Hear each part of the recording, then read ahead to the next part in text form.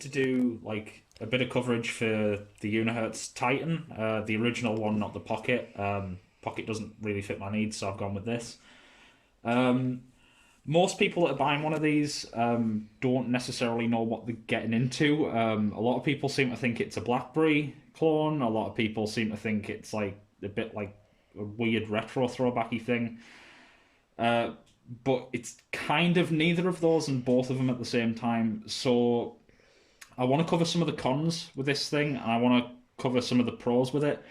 But before doing that, I want to explain that I'm coming over to this phone from the BlackBerry Priv. I've used this phone since launch. It was great for a few years, but the battery life has been horrendous. The processor's awful and it overheats really, really bad. It's several Android versions behind, and it's just got to the point where it's unusable.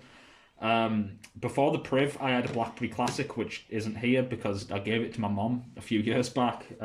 Before I was on the Classic, I was on this, which is I think a 98 series or something. I don't really know the older BlackBerry product codes all that well, but I was on this, and before that I was on this.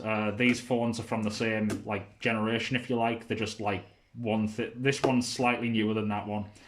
Um, the point I'm trying to make is I've always used Blackberries, and as a result, I can't type to save my life on a touchscreen keyboard. I don't really want to learn to type on a touchscreen keyboard either.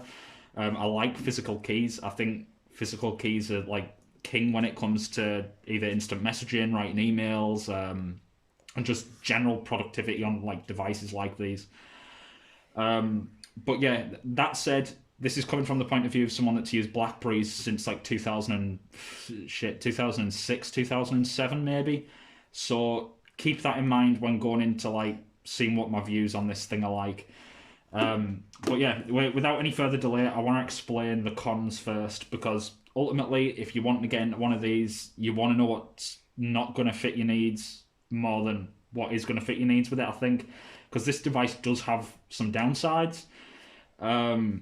The first one I want to get into is kind of strange, but the edges of the phone here are quite sharp. So like, it's okay when you get used to holding it, and when you've got like a method for holding it down. I know that sounds a bit crazy, but it's sort of like it's mainly on the back here. It's got like quite a pointed corner, and that can be a problem after like, I don't know, maybe like 45 minutes of typing on it. It starts to like dig in a bit, but it's not necessarily a deal breaker. Some people seem to have this issue with it, others don't. I do personally, but again, it's not a deal breaker for me because I plan to put this thing in a case anyway. But we'll get onto cases and stuff later on. Another issue that you might notice, if because again, if you've been looking at these, you probably know that they're quite heavy. It's 305 grams, I believe, which is insane for a phone. It's like a phone with a power bank taped onto the back of it. And what I've noticed is when you're typing on it, occasionally you'll get double typing. But that isn't a fault with the keyboard. It's the weight of the phone. And sorry about that. Just my computer freaking out as Windows tends to do. But yeah, when you're typing on it, sometimes the phone leans. So you'll hit T and then you'll hit T again, or you'll hit K twice or whatever. Once you get used to holding it though, you won't have this issue anymore. I've been using it for about 3 or 4 days and it's no longer a problem for me. What I'm going to do is I'm going to quickly turn my phone away while I unlock it. And I'll open up a test note document. So typing on this device is quite nice, but again, I'll get onto that. The weight in general can be a bit of a problem, and like its size is a bit of a pain when it comes to fitting it in pockets and stuff. I'm mainly carrying mine in a bag, so again, it's not too big of an issue for me. But if you plan to put this thing in your pocket, maybe think twice about getting one. They're quite unwieldy if you're not used to like bigger phones like the BlackBerry Passport. This thing makes the Passport feel tiny. It's not only big, but it's really, really thick as well. You could like knock someone out with this thing. But over time, it doesn't feel as heavy, if that makes sense. You kind of get used to it. I've gotten used to it incredibly quickly, which is nice, but again, you should be aware that it's a pain in the ass to get used to like carrying it around initially.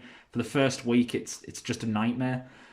Um, Probably the worst point on this though, if you're looking to get one, is the camera. The camera is not great at all. You can probably so here's a couple of pictures. There's one of my BlackBerry on the desk. There's one on my keyboard. It's not the worst camera in the world. I just want to say that, but it's if you're the type of person that likes Instagram and social media, maybe don't get this. Um, the kind of the thing with them is they're not supposed to be a camera phone. So you could say it's a fault. You could say it's like a trade-off, but it is a problem. If you're getting a modern smartphone, most people want a decent camera, and you're not going to get that with the Unihertz Titan. The camera's awful. Let's have a look. One I've noticed that's a problem for me, but I don't think it's necessarily a problem with the phone is I don't get Discord notifications of all things on it.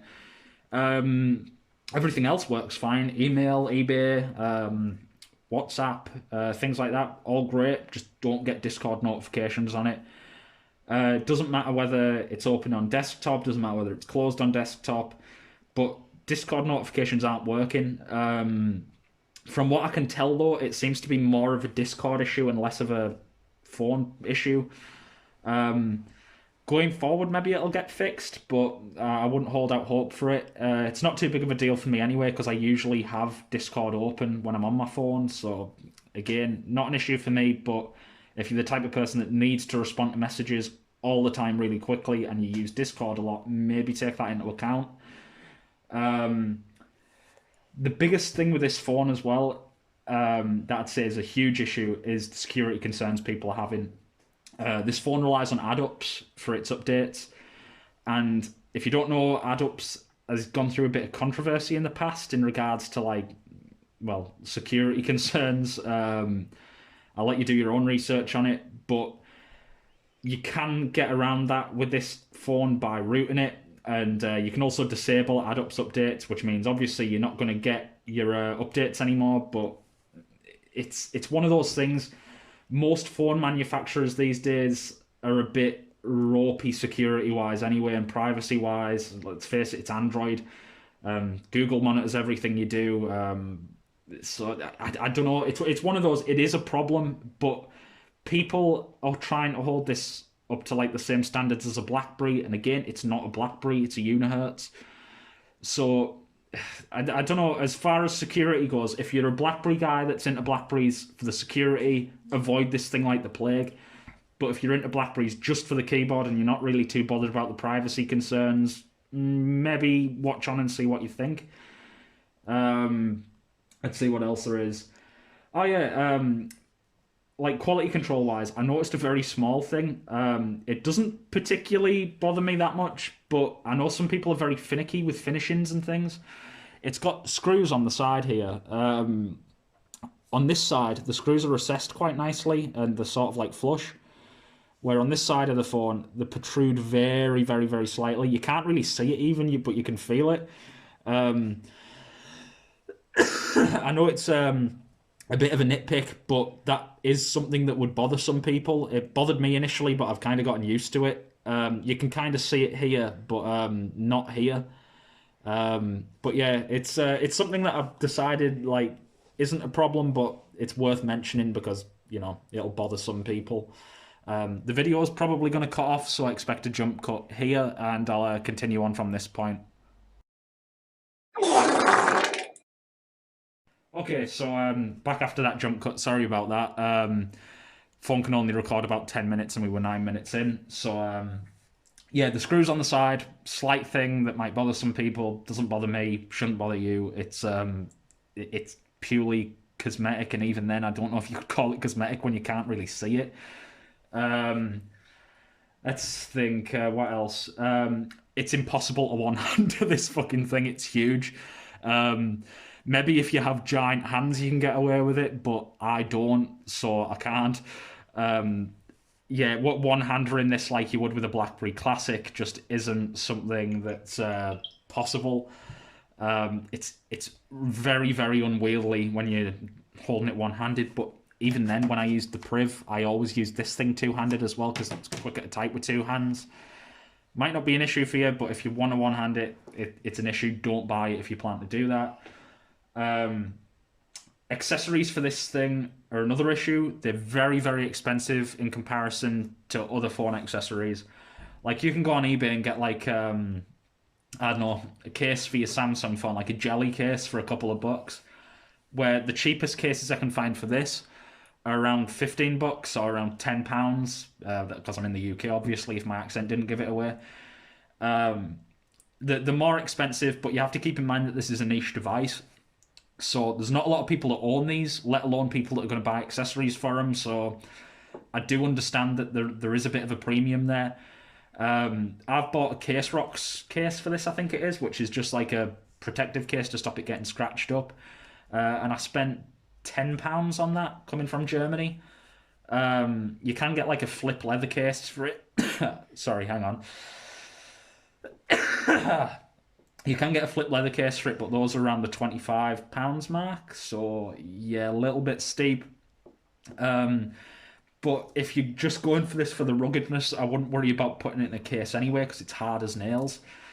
Another thing that you should be aware of if you're coming from BlackBerry, you probably noticed it already, the keyboard layout is slightly different. I can use the Priv as comparison because it's the most modern BlackBerry I have. Numbers are on this side, on the BlackBerry, where they're on this side, on the Titan. And your punctuation and everything else is flipped all over the shop, so that's going to take some getting used to. Some of the placement on this I actually prefer to my BlackBerry, but the BlackBerry layout it's really, really nice. You can flip the Alt and Shift on this to make it a bit easier for yourself to get used to, but it's... The layout of like symbols and whatnot on this is different to a BlackBerry, so if you're going into it wanting just a one-to-one keyboard replacement, there is a slight learning curve that you're going to have to get over. But again, not a deal breaker. I've used this thing for the last 7 or 8 years, and it took me 3, maybe 4 days to get used to this, so I wouldn't say it's a complete write-off. Sorry, I'm dying of cold at the moment. So yeah, on to the next thing that's a con. It isn't good for social media like Instagram and TikTok and like photo and video based social media, because people tend to film in portrait mode. This phone isn't ideal for that. I don't use it personally, so again, not a deal breaker for me, but I know how everyone does like social media now, so if you're into TikTok, Instagram, things like that, maybe give this a miss. It's fine for Twitter. I've tried Twitter on it.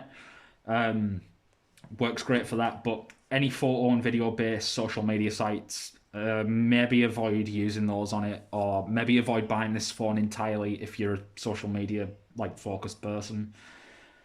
And the final con I want to get into, because I'd argue it's the biggest question people are asking about it. Don't go into this thing expecting a BlackBerry device, because it isn't a BlackBerry device, it's a Unihertz device. As I've said with the security concerns people have had, with the keyboard, with everything else, it's its own thing. I really like what it is as a BlackBerry user. I think it's really cool. And I really enjoy using it. But it is different from a BlackBerry in enough ways to put some like core like BlackBerry loyalists off. What I'd say is, if you're holding out for the onward mobility BlackBerry, for what this thing costs, which again I'll get into when I get into the pros, maybe get this as a stopgap device, see what you think of it. But again, it's one of those things where I wouldn't feel comfortable recommending it to someone that's expecting a BlackBerry experience, because it isn't a BlackBerry experience. It's a BlackBerry-esque experience, but it's not a BlackBerry. It's hard to explain what I'm trying to get into, but don't expect it to be the same as a Priv. Don't expect it to be the same as a Key 1 or Key 2, because it's just not the same thing. The most comparable BlackBerry, the closest I can compare it to BlackBerry wise is maybe a BlackBerry Passport. The keyboard's a little bit different from a Passport, but it's close enough to where that's where the BlackBerry-esque part of it comes from. It's like a Passport on steroids that's had a slight identity crisis with the keyboard layout. But yeah, it isn't a BlackBerry. Don't expect a BlackBerry. But if you are on BlackBerry and want something newer, give it a chance. I think you'll be pleased with it. I went into it expecting to hate it, and I love the thing. So, you know. Right, now this is where we're going to get into the pros. But I want to start off with the main thing because, again, it's what people are buying this for. The keyboard. The keyboard is excellent. There's a slight break-in period with it. I'll say that much. If you're coming over from the Priv like I am, or if you're coming over from the Key 2, there is a learning curve because the keyboard on this thing is thick. Like, it is so wide. But over time, I've actually grown to like the spread out keys on this a bit more than my Priv. It feels less cramped, but it does come at a slight cost. The keys on this, when you initially get it, are kind of hard to press down, but after, maybe 2 days of use, they've broken in really, really nicely. It feels really solid to type on. It doesn't catch, and it doesn't feel like janky and wobbly like the old BlackBerry bootlegs used to feel like. It feels pretty solid, so hopefully I don't make myself look like a moron by making a typo, but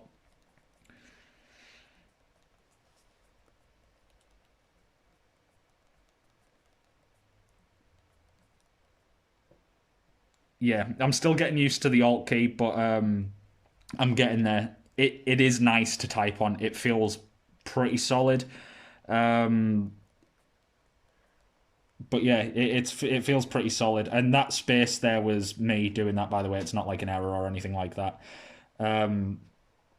It feels really, really nice to type on, in all honesty. My main concern with this is because I've used a couple of the older like BlackBerry-inspired phones from other manufacturers, like back in like the early 2010s and late 2000s, and they all felt like they were trying to copy this, but they never got it quite right, and it felt sort of cheap and nasty. This does not feel cheap and nasty. This feels like a solid, high-quality keyboard. Over time, you will get very, very, very, very, very quick and very, very efficient at typing on this.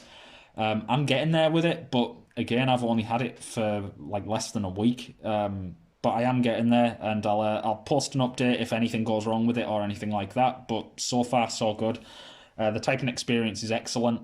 If you're going into it just for a keyboard, then yeah, it's good. I'm going to pause the video again, and there'll be a jump cut, so be back in a second. Okay, so back again. The whole pause in the video thing, I get it's a pain in the ass, but gotta do it because of how the phone that we're recording off of works. Anyway, compared to the BlackBerry phones like the Priv, and soon to be the Key 2 and Key 1, unfortunately, this thing has very, very wide app support. It runs Android 10 at the moment. Some people have managed to get a very unstable version of Android 11 on it. But yeah, it's very, very widely supported. Pretty much all apps I've used on it so far display without any issues. Discord looks great, which is one of the apps I was quite concerned about. I'll just log into my phone and quickly switch to Discord. Give me a second. So I'll swap to... I'll just... Oh, okay. Here we go. So I'll make a quick throwaway server. Just... There we go. We'll create a server called Snoop Server. Take me to my server. We'll skim over that. So... won't be inviting anyone. Here we go. This is what Discord looks like. I was quite worried about this because there aren't any screenshots or like videos of people using Discord on it, but Discord looks perfectly fine on this phone. In fact, I'd argue it's a lot better than a normal smartphone for Discord because you get like a nice broad spread. you'd think you think you're going to lose like message content because screen's like shorter, but people seem to fail to miss that the screen's also wider. So you get like obviously images are an issue because you'll get images cutting off and you'll have to scroll up to see an image. But for text, it's excellent. It's like a message that would be crammed into a screen this size gets spread out over a screen this width, and it just makes it so much easier to read. It's just way more convenient and quick. Everything else works fine as well. The emoji thing pops up fine. Adding people is a breeze. Nothing looks broken on it. It just looks right, which again I'm very happy with, considering Discord's the main way that I communicate with people these days. Now BBM and Windows Live Messenger are dead. But yeah, Discord's great on it. App support's great on it. The keyboard has touch gestures as well, which is quite a nice thing to have. Just like the Priv, Key 1 has, Key 2 has. You can do that sort of thing. You can't do the swipe up thing to like flick words and stuff, but in fairness, I never used that on my Priv either, so that isn't something I've lost personally, but I know that some people have lost that, so if you're very keen on keyboard gestures, it's good for scrolling, but that's all it's good for. You can't do all your like erasing words by flicking that way and stuff like that, but you know, you can't have everything, I guess. It's got Fingerprint Unlock, which I don't have turned on because, again, I don't really like that sort of thing. I prefer to log in with a PIN. I think it's more secure. It's rootable, which is nice, so you can put things like Lineage on it. Some people have put Linux Mobile on this somehow. I don't really want to get into that myself, but it can be done. Let's have a look. The build quality of it's excellent. Getting more into how the phone's physically put together, it is insanely rugged. This finishing on the back's also very nice. These metal pieces on the side are actually metal. They feel great. That's all metal. It's all screwed together nicely. It just looks great. I actually didn't like how it looked when I first saw it on Kickstarter in like 2019, and it's what put me off buying it. But now I have it in hand in person, it actually looks a lot nicer. It feels really solid. It's nice and heavy, if you know, because obviously heavy means quality. Not really, but it just feels very substantial and very nicely made, which I believe it is. It would have been cool to see more color variants, because 2 seconds. The original like prototype and sample units they sent out, instead of having like the regular metal sides, they had like black finishing on the metal, which I think looked really cool.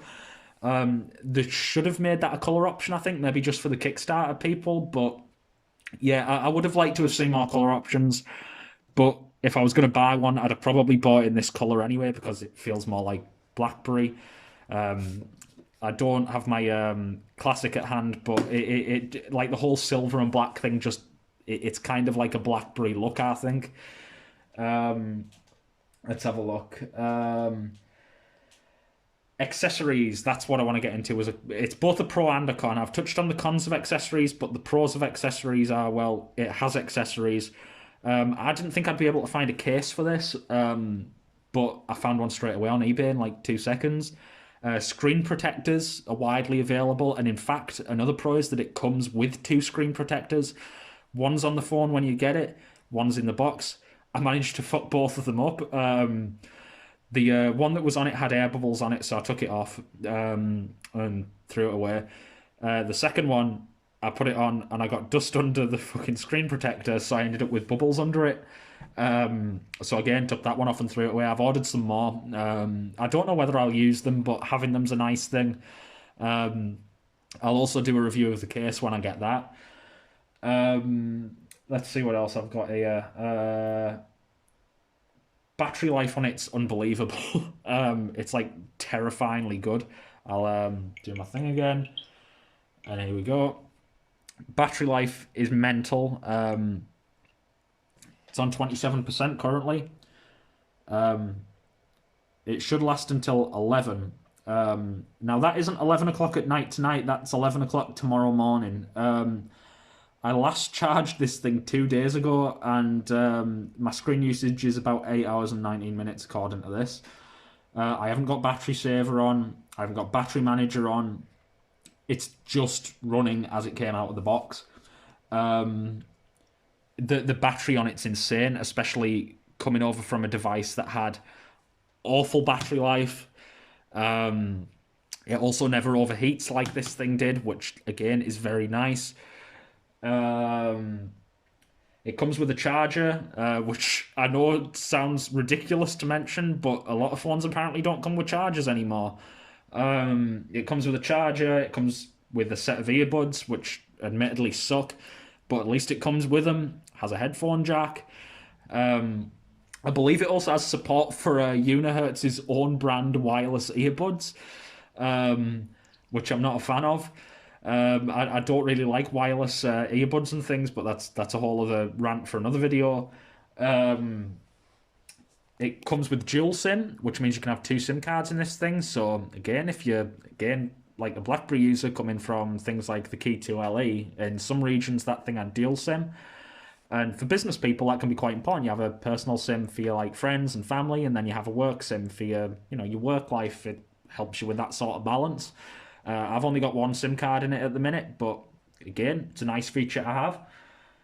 It's got a notification light, which I personally I didn't even realise they took these away until someone pointed it out. Apparently, modern phones don't have notification lights on them anymore. This thing has one though. But yeah, it's all around. It's a very, very, very solid device, but it's not a BlackBerry. And in its defense, it isn't strictly just trying to be one. If you're coming across from a BlackBerry and you want something with a physical keyboard, then it's currently your only option on the market aside from the Titan Pocket. And truth be told, I held out for onward mobility, but I just can't see them delivering anything anytime soon. And even if they did deliver something anytime soon, I'm still going to stick with this thing. It meets my needs, and best of all, I only paid like £270 for it, which I think is like $300.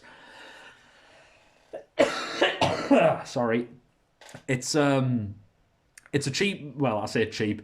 It's cheap as far as modern phones go. It's an affordable mid-range device with mid-range-ish specs, and it's got a physical keyboard. That's what you're getting.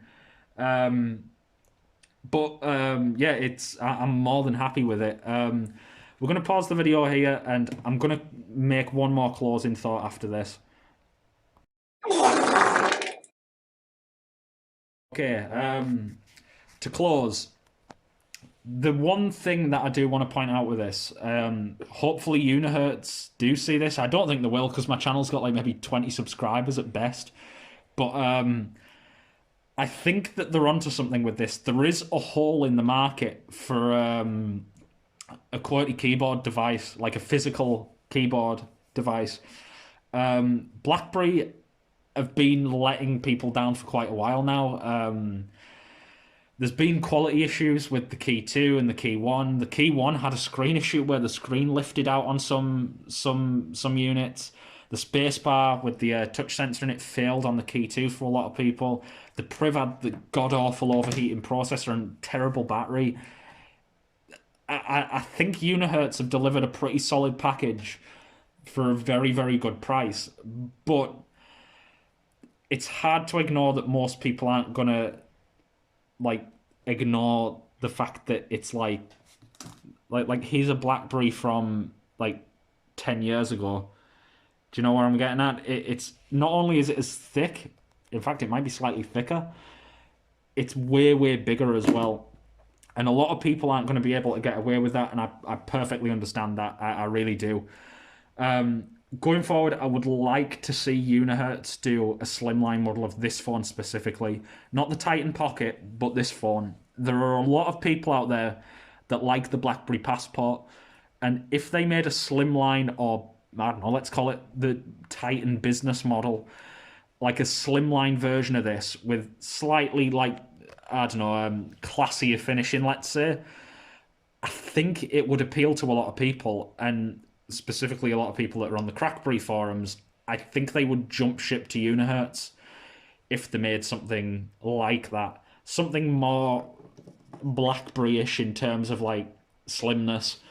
The problem with this phone at the minute for so many people is just how unwieldy it is. It doesn't bother me, but I do get how it's an issue for other people. I just think that it's one of those where they've missed a trick with it a bit. The physical keyboard's there, but people aren't going to jump ship to your physical keyboard device if they have to carry a brick around with them. Or a lot of people aren't. I did. So I suppose maybe some people will, but the vast majority of BlackBerry users that are used to these like sleek, sexy looking business devices aren't going to jump ship to something that's built like a tank. And I get that. I really do get that. But yeah. To close off anyway, like to really close off this time, for the price I paid for this, I'm incredibly happy. Truth be told, if I'd have paid a little bit more for it, even I'd have been very, very happy with it. It meets my needs perfectly. I think if you're a BlackBerry user and you need a new phone, but you're just not willing to ditch the physical keyboard, don't buy a Key 2 or Key 1 at this point. They're running outdated versions of Android. They're not going to be receiving security patches, I think, next year sometime. This is your best bet at the moment if you want a physical keyboard device. I can't recommend the Titan Pocket because of the very, very small screen size. I just think it's too small. To get the widest modern app support, get one of these. I think for $300 or £270, however much that translates to wherever you are, I think this is the best physical keyboard phone on the market at the minute. I know that this whole video has been a bit scattered, but I'm not someone that does reviews of things very often. I just felt like doing a review for this because I like it a lot, and I sympathise with other people that are being like dedicated BlackBerry users for the last 20 years or whatever, because I'm in that camp. I've been using them for like 15 years, I think. No, a bit more than that, maybe. However long ago 2006, 2007 was. And there are no options for us on the market at the minute apart from this. And thankfully, the option that is on the market is a good one. I'd highly, highly recommend this if you're a BlackBerry user that just wants a physical keyboard. If you're in it for security, maybe look towards moving away from physical keyboards. But yeah, that's my review on this thing. I'm going to go and cough my lungs up now. Hope this was somehow informative to you.